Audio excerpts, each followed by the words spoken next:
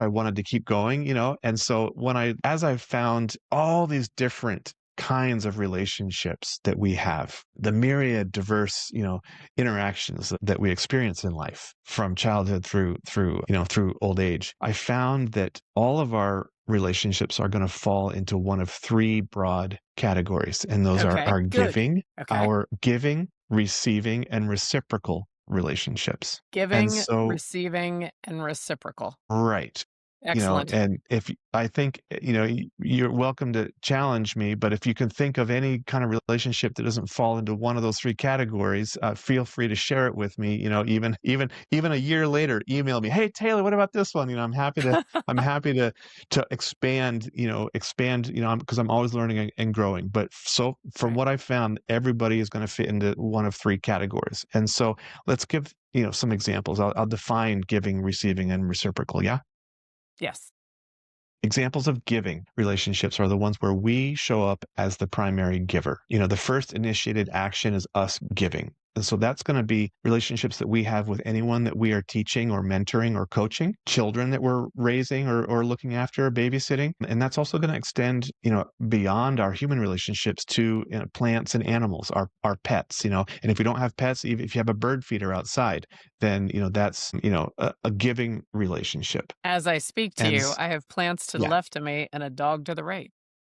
Yes, that's right.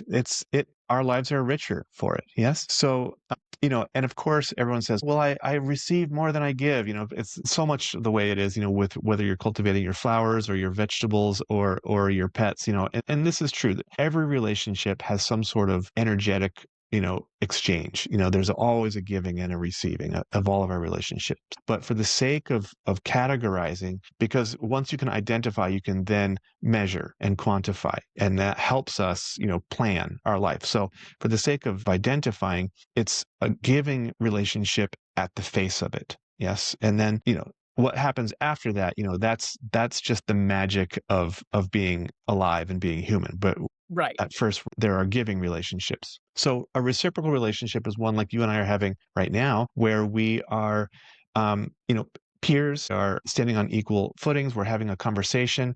I don't have to show up like a role model, as I would Right. where with a child, that I was teaching and trying to exemplify a type of behavior or something. So I can be a little bit more forthcoming or natural or casual, let my hair down, and we can just have it's a different Conversation. quality of interaction. Yeah. Right. So it's with your peers, with your colleagues, with your friends, with your spouse, anything where there's that give and take, and it's a reciprocal, even exchange kind of relationship. And then we have our receiving relationships where we are the primary beneficiary of someone else's care and love and attention. And so these are the relationships we have with our parents and elders and ancestors, with our coaches and mentors and teachers, and even with our heroes and spiritual figures that we get guidance or inspiration from.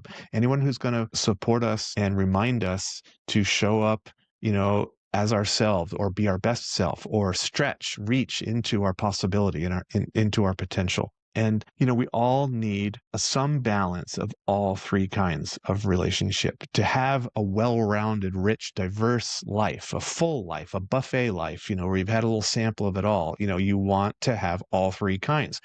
However that looks like, however they show up, that's up to you. You get to choose your own adventure, but you want to have all three. All three. So as we move through life, you're going to have different balances. Like in college age, you're just going to be getting a lot of receiving because you're going around to all your professors and classes. And any free time you have is going to be with your friends. It's going to be reciprocal stuff. You're going to be hanging out and partying, or just learning, growing, socializing, right? Right. Finding out about yourself.